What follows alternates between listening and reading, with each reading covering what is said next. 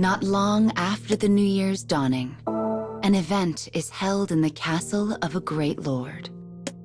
And as ever, the ministers gathered there are wrought with worry. For you see, this event is an annual one held following the arrival of a new year. One where the past year's greatest warrior is honored, and he who achieved the least is put to the sword before the group. This is why the ministers and generals attend the event with the greatest of trepidation. But this year is different. First, there is the general of the East, whose strategic prowess brought great victory over an enemy nation. Then there is the general of the West, whose forces were routed despite boasting far superior numbers.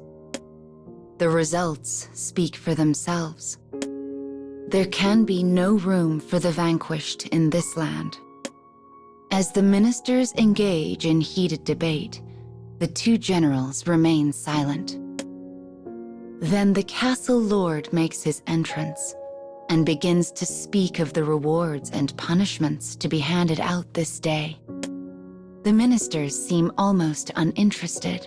After all, the matter does not concern them. But then, the Lord says something surprising. I have prepared something very special for this year's gathering. As the ministers begin to whisper wild suspicions, a woman enters the hall through a sliding door. Elegant in appearance and garbed in gorgeous finery, she stands by the Lord's side.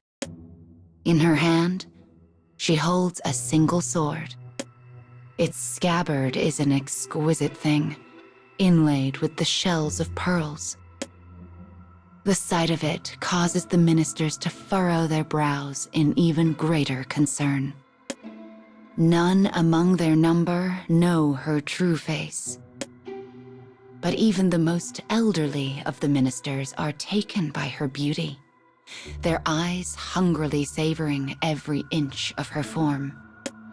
Perhaps used to such vulgar gazes, the woman is utterly unfazed. Her expression remains unchanged as she draws her sword from its sheath. The light on the blade is dazzling malignance. The power and immediacy of the weapon takes the minister's breath away. What will she do? They wonder. At first, they think she is simply displaying the blade, but then she spreads her hands out and holds it perfectly straight in the air. Her movements are beautiful, picturesque. The ministers watch, enraptured. They have no idea what will happen or what she is about to show them.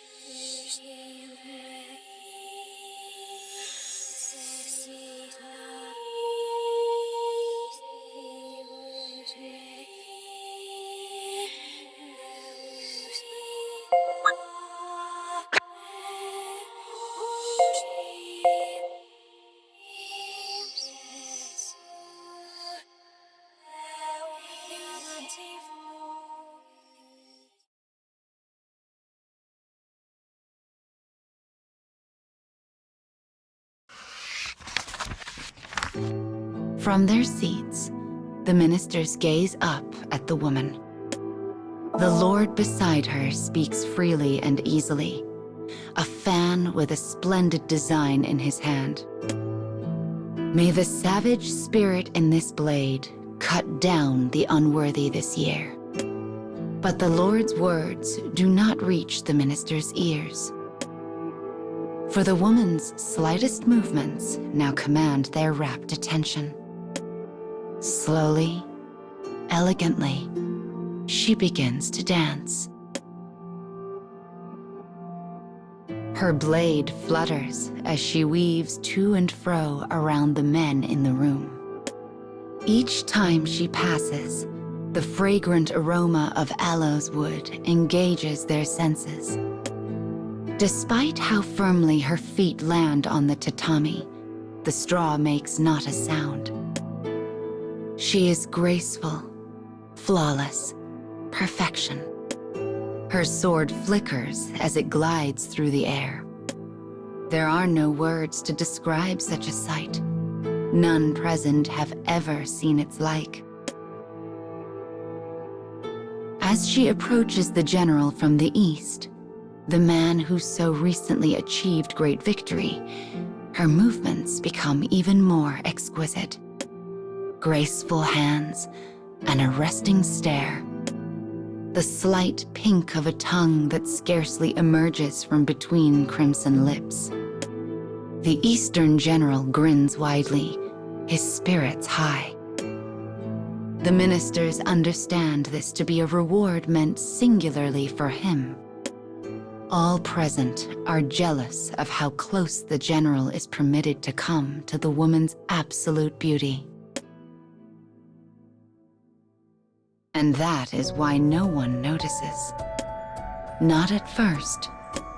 Not until the moment blood sprays across the room, and the general's head sails elegantly through the air.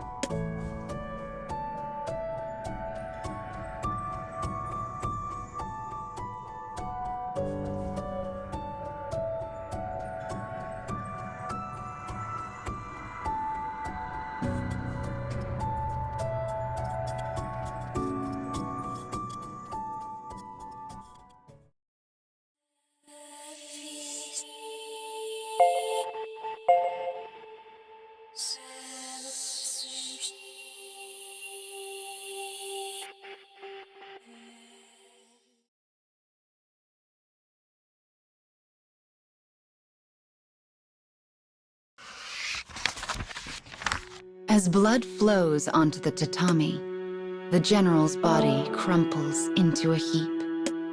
The gore-soaked woman stares down at it. Disquiet ripples through the ministers. But the Lord silences them with a look. He unfurls a piece of paper and holds it aloft. It is written in the general's own hand. It proves he was plotting treason. The letter details vital state secrets he meant to divulge to the lord of the neighboring province. Behind the shocked ministers, a presence stirs. The Western general, who had been careful to remain unnoticed until this moment, now strides boldly forward. It was he who found the letter and informed the lord of the plot. There is no room for traitors in this land, proclaims the Lord. His powerful voice echoes across the room. When he is finished, he pardons the Western general for his recent losses in battle and announces he will be given the greatest of rewards. But one minister listens with a pale and strained face.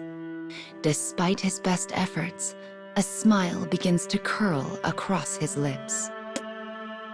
Finally, he can stand no more, and a wild bark of laughter flies from him. It quickly spreads to his fellows.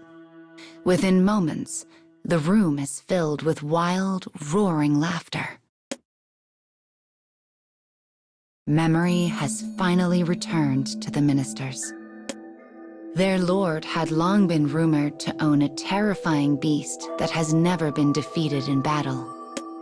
No one ever paid the rumor much mind, but the sight before them can permit no more disbelief. Between fits of laughter, the ministers spout curses at the Eastern general for daring to engage in so foolish a betrayal. And to a man, they sing the woman's praises. Though she slayed the general in the most violent of ways, the act was just, virtuous. Yet her expression does not change in the face of their praise. She simply responds with a quiet, formal bow. And a moment later, her solemn presence vanishes behind a nearby partition.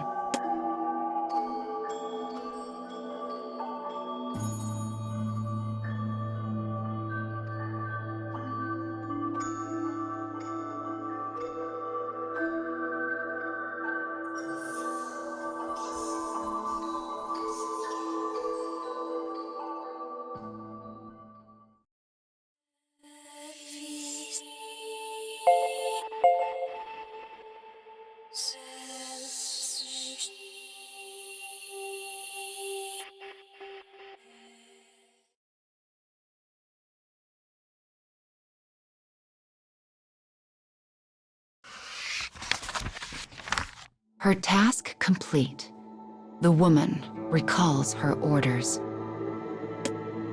Find the traitor and kill him in the presence of my ministers. That was it. That was all. She had no leads, nowhere to begin. She did not even know if the Lord had proof of a traitor in his midst at all. The more the woman looked into it, the more she came to doubt the claim.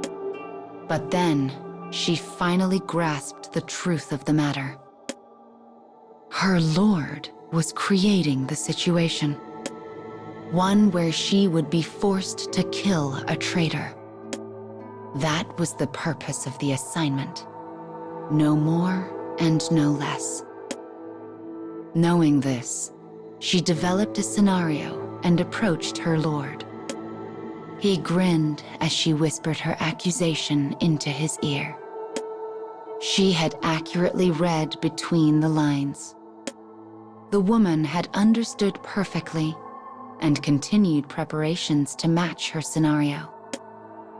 She would show the ministers how clever and cruel their lord could be without letting any actual betrayal come to pass.